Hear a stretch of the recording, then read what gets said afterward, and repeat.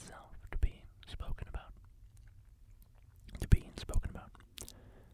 And today I want to talk about Goldmask, the ever-brilliant Goldmask, as the incredible narration in the intro cutscene says. So, I think starting off with kind of context for Goldmask, what is the kind of frame that we need to understand Goldmask? And this video isn't, giving the normal preface about the game is very vague with the lore that it drops, and these are my kind of interpretations and just ramblings about what I think the Goldmask character and quest line is about. And there will be spoilers for Elden Ring, so spoiler warning. Spoiler right now, in fact, coming up in just a second, so turn off the video. Okay, I'm also going to be talking about Goldmask's ending, the end of the game that you can achieve if you complete Goldmask's questline. So, basically just talking about Goldmask, everything related to Goldmask, and the context for Goldmask is that Elden Ring, the lands between where the plot takes place,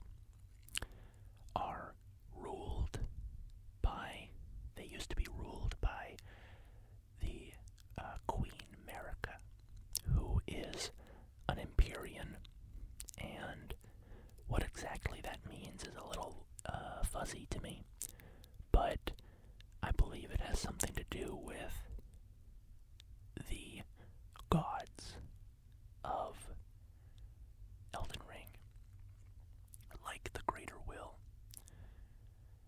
Somehow an Empyrean plays an important part in how a god interacts with the world, I think. They might be like a vessel of their power. I'm not entirely sure what the details are there, but that's not really relevant to this discussion. Queen Marika is a deity-like figure, and she exerts her authority, backed up by her divine power, to form a nation state, basically. She unites the lands between under her rule. So, through the sort of backstory that we learn in the game, she takes Godfrey, the first Elden Lord, as her consort, and sends him up to go subdue the giants, because the giants have a flame, a very special kind of fire that can burn the Erd tree, which is the center of Queen Marika's power and rule, just the symbol of her authority. So Godfrey leads his army up to the giants, kills them all, leaves one alive, and Queen Marika curses this giant to be the steward of the giant's flame. Basically, imprisoning him there to watch over the flame, because they can't completely extinguish it, so they just leave a giant there to, watch it. And of course they did all this because the giant's flame can burn the Erd tree, so they are a threat to Marika's power. After this all goes down, Queen Marika banishes Godfrey and his army. They become, I think, the first tarnished. And if not the first tarnished, they at least become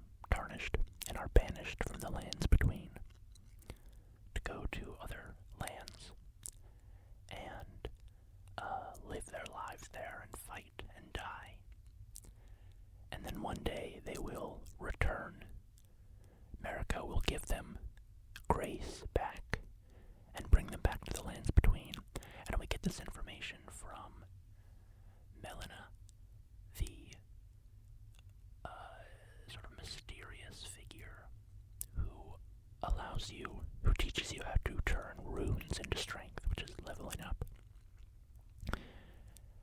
So, Melina, when you rest at various churches across the game world, will appear to you and say, hey, there are lingering words of Queen America here. I can tell you what she said.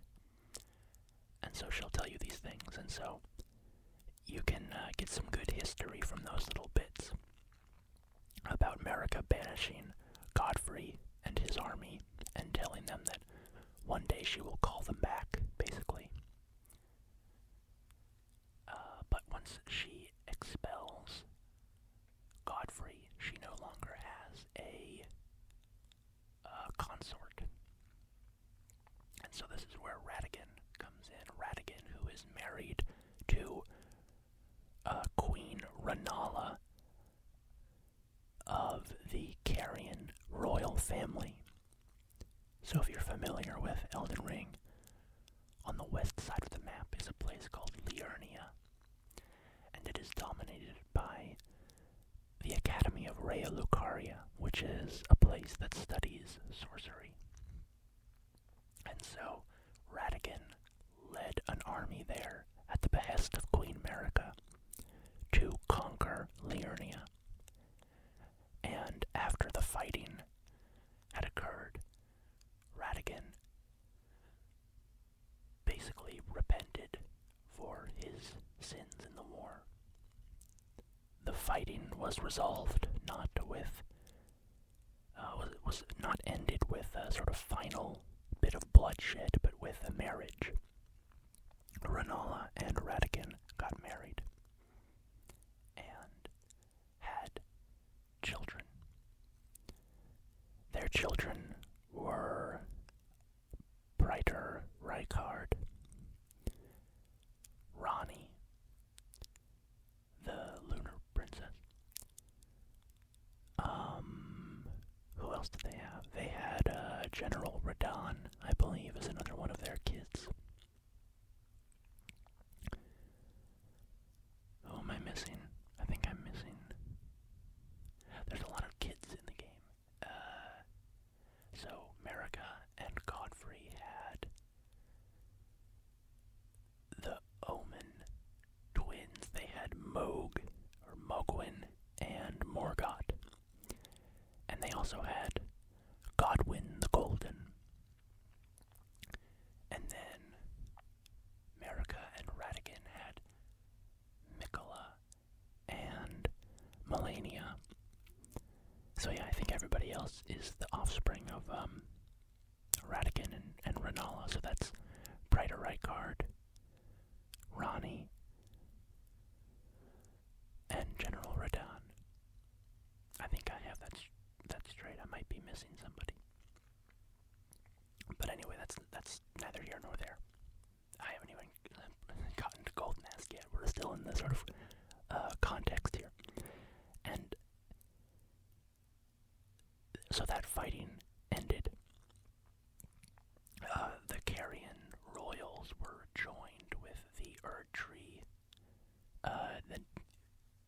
the nation of the Erdtree, I guess. And then, because Godfrey had been hounded from the lands between, sent away by America, turned tarnished, she no longer had a consort. And so Ratigan left Rennala and went to become Queen America's new consort. And when he did that, America raised her new stepchildren up to the level of demigods. So now all the kids that Ratigan and America had are demigods, either together or from their separate marriages. So all of this is really just kind of basic history and isn't super important to Goldmask beyond the fact that this is the sort of status quo. And this status quo is called the Golden Order. It is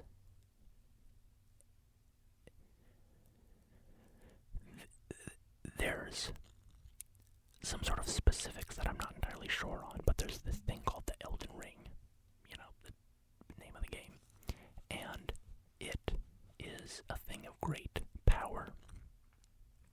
I believe it is sort of a tool and weapon that is used to help conquer the giants, for example. But it also represents the particular form of natural order or ruling order that kind of rules the realm, right? So it's a little confusing, and partially it's probably just confusing because I don't entirely understand it myself. But the Golden Order is the status quo. That's kind of the important thing to understand, is that when you start Elden Ring, what people remember from before the Shattering was a time of what you might call peace, but not really, because there were like wars and stuff going on. But it was the time of the Golden Order, where the Golden Order ruled, and that was the kind of law of the land. And so then the Shattering occurs. Queen Marika destroys the Elden Ring. Radagon tries to repair it, but fails.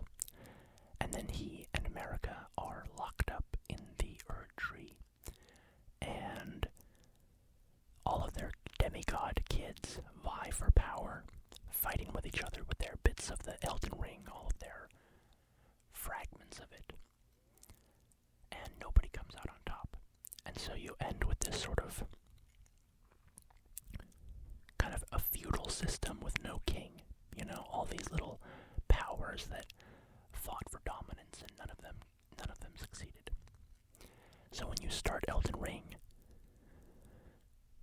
the intro cutscene sets that up and says there was the Shattering. Everything went crazy. And now it's time for the Tarnished to come back and fix things, right? When Marika sent away Godfrey and all the Tarnished, she said one day they would be called back, they would be given grace back, and it would have to come back to the lands between. And so that's what the intro cinematic is saying when the guy goes, "Arise, ye tarnished, ye dead who yet live." He is saying, it's time for you guys to get your grace back and get back to the lands between. We need you now. And so, again, getting into the spoilers, major spoilers, he first mentions Horalu, chieftain of the Badlands. And Horalu is, of course, if you've played the game, Godfrey, the first Elden Lord. So, literally, when Marika says, "Godfrey, you're losing your grace, but one day I'm going to give it to you back and you're going to have to come back and fix things," that is what's happening.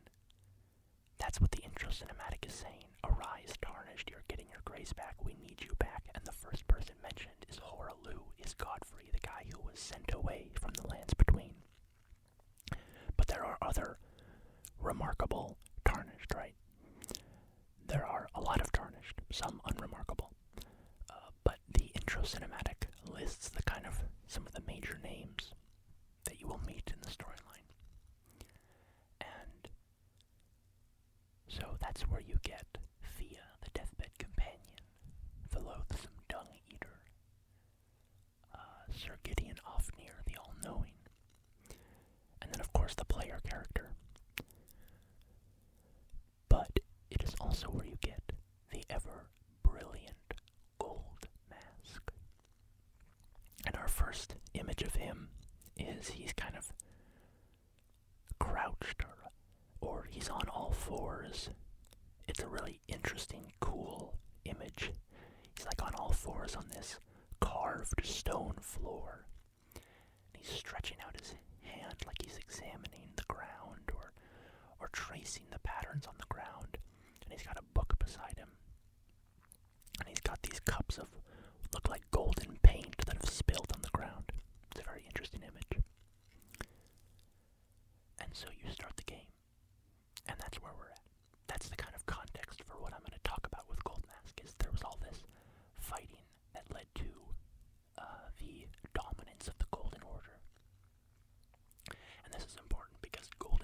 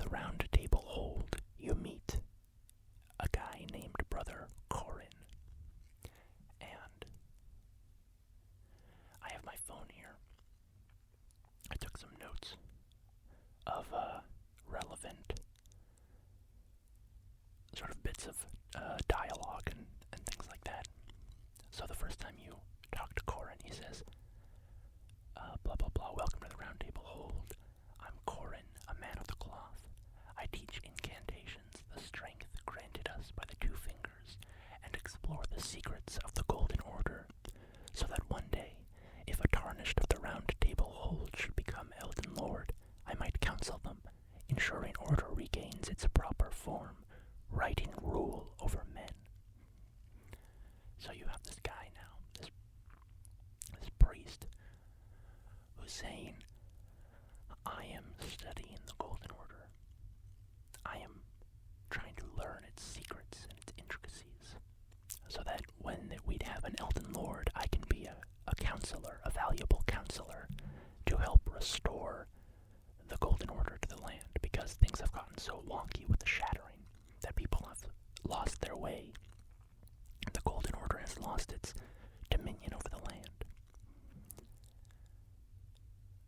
And in the next stage of his quest, you find Goldmask. And you tell Brother Corhyn where Goldmask is. And he's like, no way, I gotta talk to him. I've been looking for him.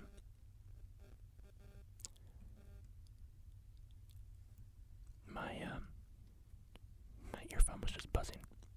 I think the connector from my mic to my computer is a little, it's not a very strong connection. It gets I have to sort of occasionally grab it and push it in to make sure it's secure. So anyway, Brother Corhyn is like, if I want to learn the secrets of the Golden Order, I need to go find this guy Goldmask. So, who is Goldmask? Well, we get very little information about him, because, first off, he doesn't speak. Every time you try to talk to him, he just does three little dots, in his dialogue box. So, we're not getting anything out of him. So you get just a little bit of information from, like, his items. You can get his armor set, and his mask, his big shining golden mask, says that he is a staunch pursuer of Golden Order fundamentalism. And that's interesting in context with one of those speeches that you get from America at the church. This is a church, I believe this church is the one just outside the Capitol. And if you have Melina tell you what America says at that church, I declare mine intent to search the depths of the Golden Order. Through understanding of the proper way, our faith, our grace is increased. Those blissful early days of blind belief are long past. So, America declares this intent to search the Golden Order to discover its secrets. And I think that this is where the idea of Golden Order fundamentalism comes in pretty strongly, because Golden Order incantations that you can cast in the game, they scale with intelligence and faith, which indicates that there is a relationship in the Golden Order between, and there's an item or a spell, can't remember which one it is, but it says something about, like, fundamentalism is indistinguishable from scholarship or something like that. And this is the idea of, if you know of, like, divinity schools or Islamic, like, madrasas, these colleges and universities and schools of theology and study, that is a very different thing than, say, a born-again Christian who all their faith experience is accepting Jesus into their heart, or whatever that process is, right? They don't need to have academic understanding of what they're doing. They are working on faith alone and this experience of spirituality that they have. But if you want to be a Christian theologian, faith is not enough. You need to go to school and read the books and learn Greek and read, really study these things in a academic context. And so what I think is cool about how the game structures Golden Order fundamentalism is it says the way that you kind of increase your faith, or not necessarily increase your faith, but to go back to what Marika said, she said, those blissful early days of blind belief are long past, right? She says, I declare mine intent to search the depths of the Golden Order, to understand the proper way. Our faith, our grace is increased. So she is tying academic study, right, or wisdom, or that kind of scholarship, to faith and increased grace. So I think Goldmask is one of these guys, right?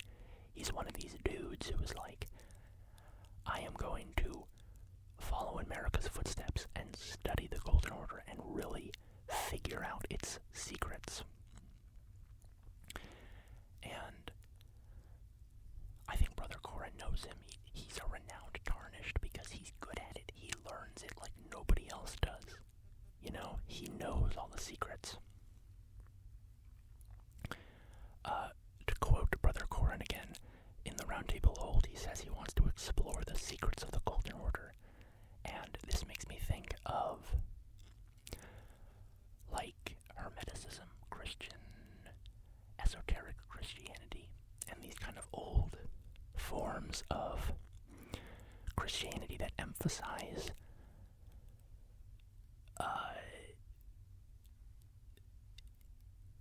a secret truth or an unknowable truth, something that cannot be known by us as mortals and as divine beings, right?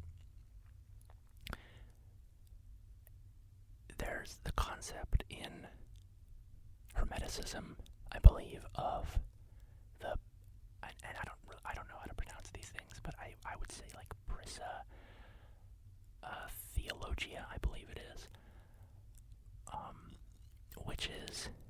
it was a concept developed in like the Renaissance. Hermeticism is a really weird thing because there's a lot of, there's so many influences and so many ways that it's branched off that it's hard to talk about as a particular thing, right? But in the Renaissance, there was this idea of the Prisia theologia, which is like an ancient knowledge. It's sort of like if the divine had laid down information to the first humans, given them the perfect divine wisdom, and then over time it had been kind of lost and distorted and what have you. And the people who tap into that knowledge, who learn that the most through secret initiations or through meditation or through reading really old texts, doing the work of scholarship, they are the sort of guiding lights of Hermeticism. They are the people who are closest to true knowledge, to that divine knowledge. And so Goldmask is one of those guys. There's no mortal who could stand against his level of knowledge, right? He knows the Golden Order as well as anybody does. I'm gonna take a sip of tea. It's getting cold.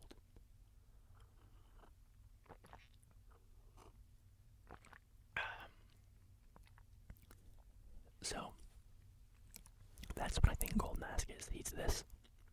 He's a great teacher. He's a great sage. Maybe not a teacher, though, actually, because he doesn't speak, right? We never see him speak. So it could be that he is a totally independent. It's like he's just studying this, and then students flock to him because they see him as wise, but they have to interpret his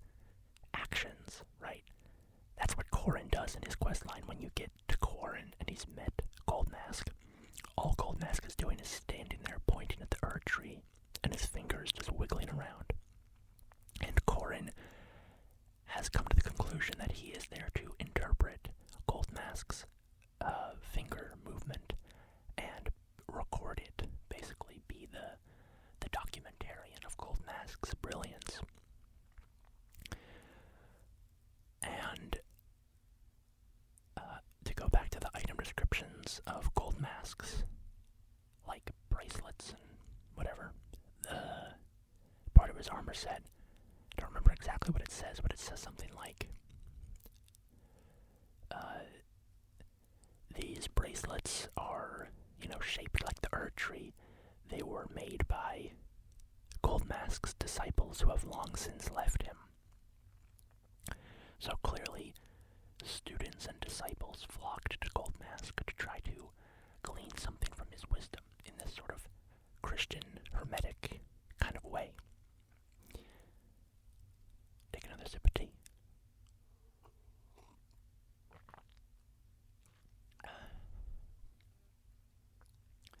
So that's where you kind of start with these concepts, right? And how do they develop? Where do you go from there?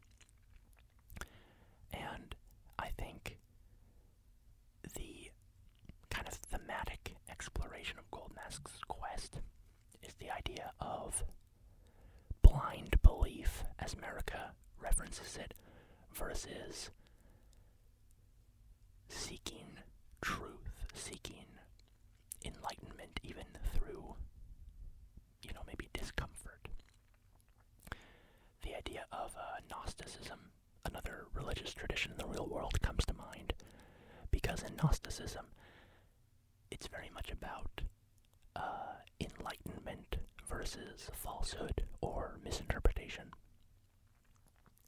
And there's a true divine being in the world, but there's also a kind of lesser divine being, the demiurge, I believe it's called, who is malevolent, or at least deceptive in a way, creates this physical world that deceives and creates illusion for somebody who's seeking truth and seeking God. And so as you go through Goldmask's questline, you watch Brother Corhyn experience discomfort because Goldmask seems to be questioning the Golden Order. And this comes to a head when Goldmask you go find Corhyn and Goldmask has stopped moving his finger because he found Radigan's name in the Golden Order or something like that. And it shouldn't be there because America is the one true God. So Radigan can't be there. And Brother Corhyn is saying, Master, why have you stopped moving your finger? What? This little thorn doesn't matter. Just keep going. This isn't important. Your wisdom needs to be shared. I need to record your wisdom. Who cares about Radigan or who Radigan is or what have you? But Goldmask doesn't do anything until you go find a critical bit of information and bring it back. And I'll talk about that in a second, but that conflict there of Goldmask being stuck on this issue of what is the truth, he has realized that he is in the midst of a maze of illusion, that there's something wrong here in the world around him. He's found a snag, and he needs to try to cut through it and get to enlightenment. Whereas Brother Corhyn is content to live in that illusion. He says, no, forget this. We don't need to worry about this fly in the ointment. We have what we need. Corhyn is living in the blind belief that Marika said, she was moving on from. Corhyn wants to live in that blind belief. And Goldmask doesn't. So that's where their conflict comes in. And so you resolve Goldmask's issue because you go and you find out that Radigan is Marika, that they're the same in some way. What exactly this means, I don't know. I think Marika, split herself into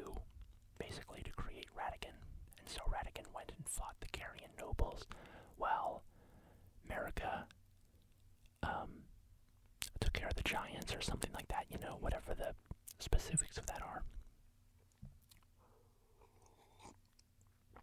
I think that's also the explanation for why Mikola and Melania are cursed. Because they were born of the same person, this sort of unnatural birth. So that's interesting.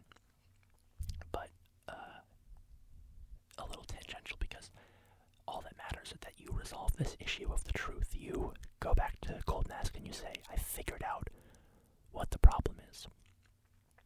You give it to him, and then the next time you meet Corhyn and Goldmask, Corhyn is very depressed because he's watching Goldmask's finger movements and realizing that Goldmask is starting to basically doubt the perfection of the Golden Order.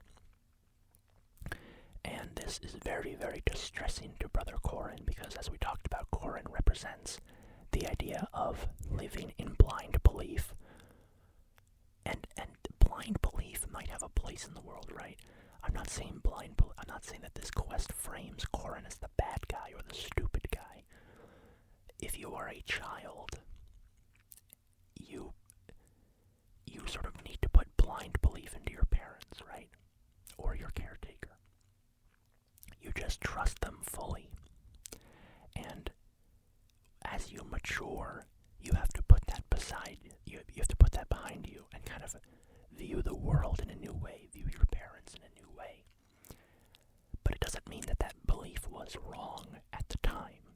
It could be appropriate at the time, but just something that you can't stay in forever. It can't be a permanent state. Otherwise, you sort of remain a child forever.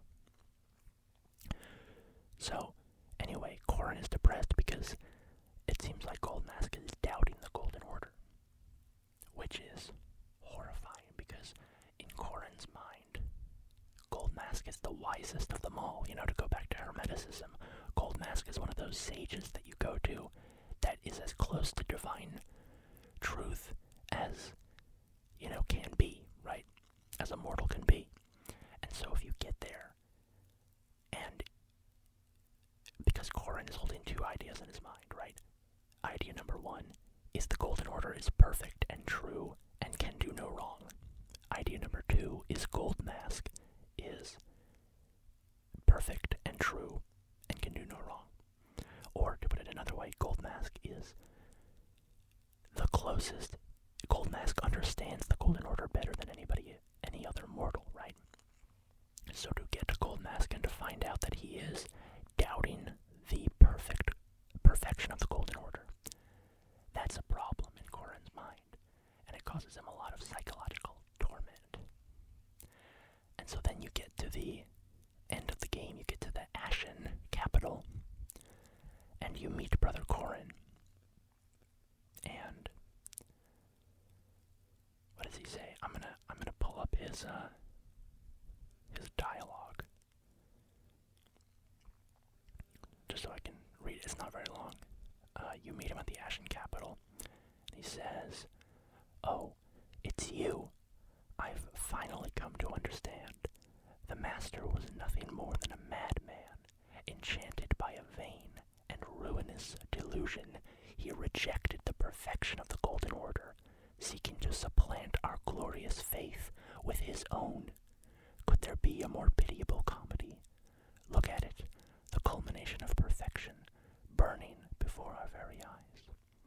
And of course he's referring to the Erd tree, which is currently on fire at that point. So, then you go and you find Goldmask's body, and he has created the mending rune of perfect order, which you can use to repair the shattered Elden ring, right? But before we get to that, the ending there, Corhyn's lines here says, "The Master was nothing more than a madman, enchanted by a vain and ruinous delusion. He rejected the perfection of the Golden Order, seeking to supplant our glorious faith with his own." So I think this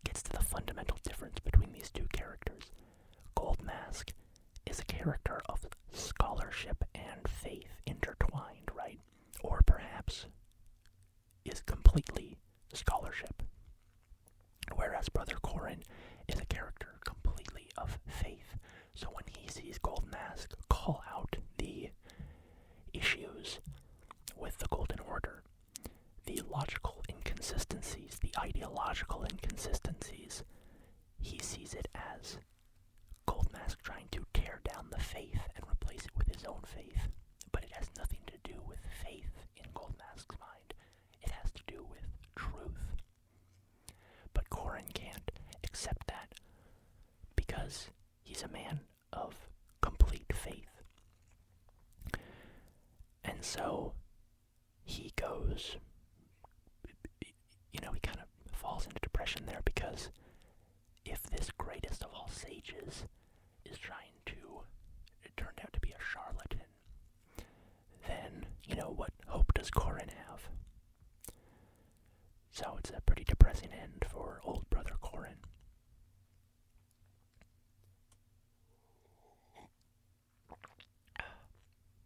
And basically I would phrase Corhyn's downfall as being one of his fatal flaw was blind faith, blind belief. He didn't seek a firm grounding for what he believed, and so when the world kind of fell apart around him, he didn't have something to hold on to. He was completely lost in the darkness. So you go and you find Goldmask's mending rune, and you go and you mend the Elden ring with it. And the mending rune, I should look up what it says. It says something like,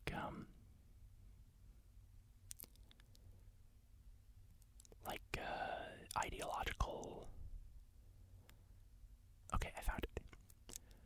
Rune discovered by the noble Goldmask, used to restore the fractured Elden ring when brandished by the Elden Lord. A rune of transcendental ideology, which will attempt to perfect the Golden Order.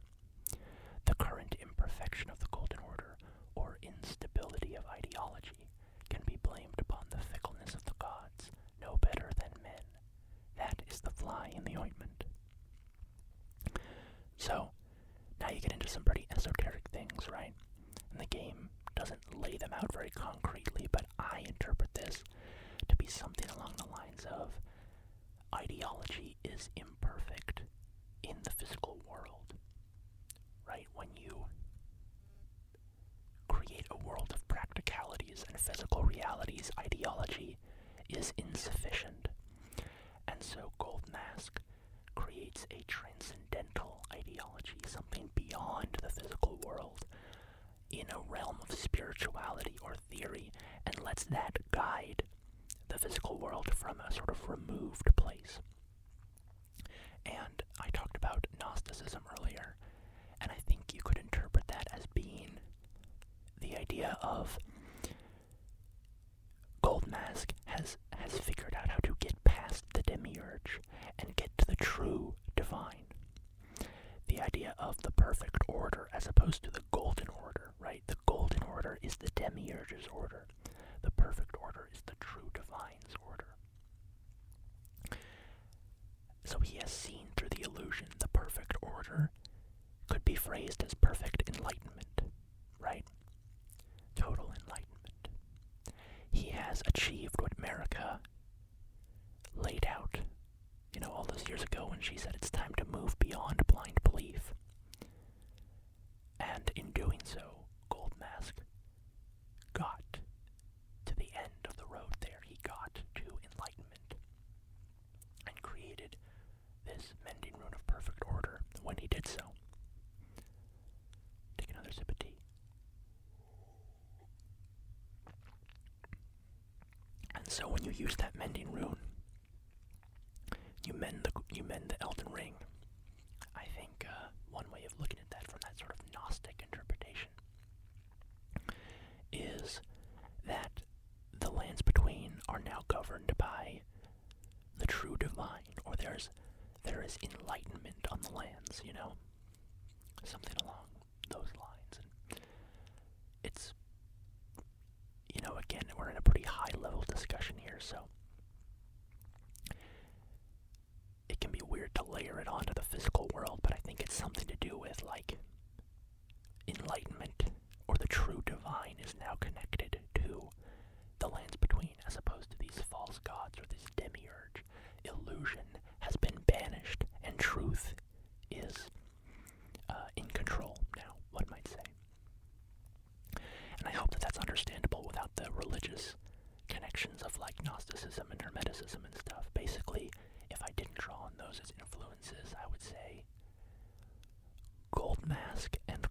fundamentally represent scholarship versus blind faith.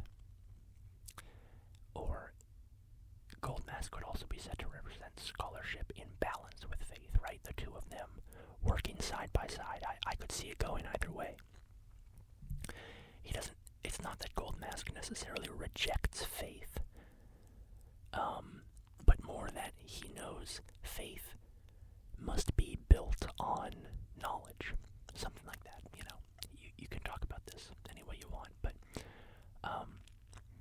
if you don't have the religious references to Gnosticism and what have you, that's how I would phrase it. The basic idea that Corhyn is trapped in a world of illusion because he relies on something that will not help him see through the illusion. And Goldmask lives in that world of illusion, but is not content to stay there. And so he fights and he gets through to the end of the maze, sees the truth of the world, and then creates the mending rune of order, of perfect order, to help the people that are still stuck in the maze. So I don't know if any of that makes sense. This is just kind of what the Goldmask storyline made me think of. And I wanted to make a video about it. I think it's just a great game for having these kinds of conversations.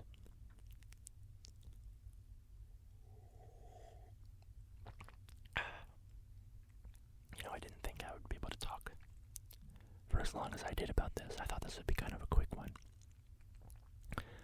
But it's a really fun thing to talk about, and I could totally see other interpretations, but this was just kind of the one that stood out in my mind as I played through this quest line. And I really like the Goldmask quest line. I like how it frames, because I think the game without the Goldmask quest line, if you don't do that, the Golden Order seems kind of like the good old times, It's like how people sometimes say, oh, the good old days. I wish I lived in the good old days. Back when life was simpler, times were simpler, or what have you. And it's like, okay, I think if you...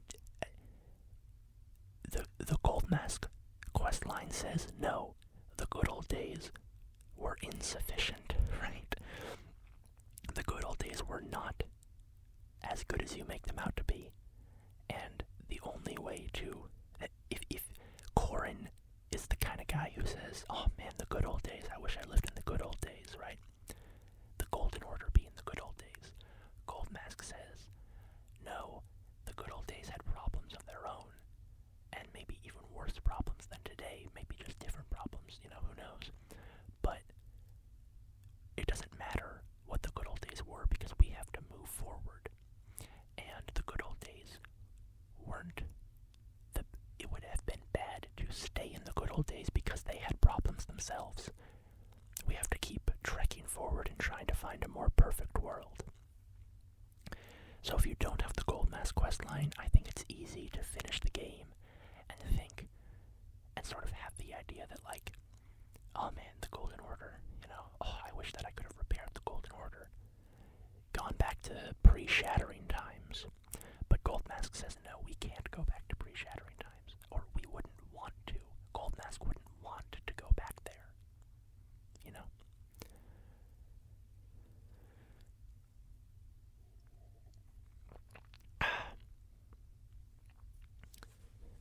The good old days had problems, and you can't remain stagnant ideologically.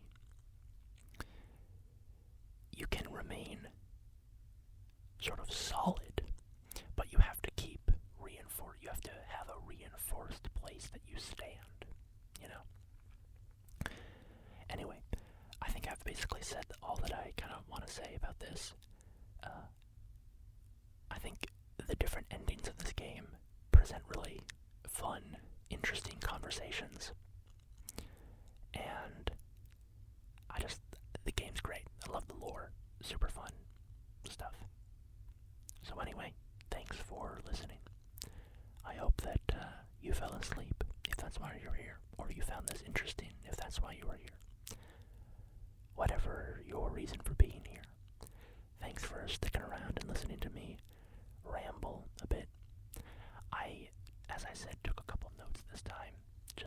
organize my thoughts before I started.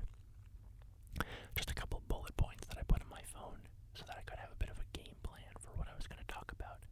And I think it was a lot more successful than the Dung Eater ramble. Because honestly, the Dung Eater one, I almost feel like I want to redo that one. Because I forgot a lot of stuff, missed stuff. I don't know if I actually will or not, but my point is that I liked this slightly.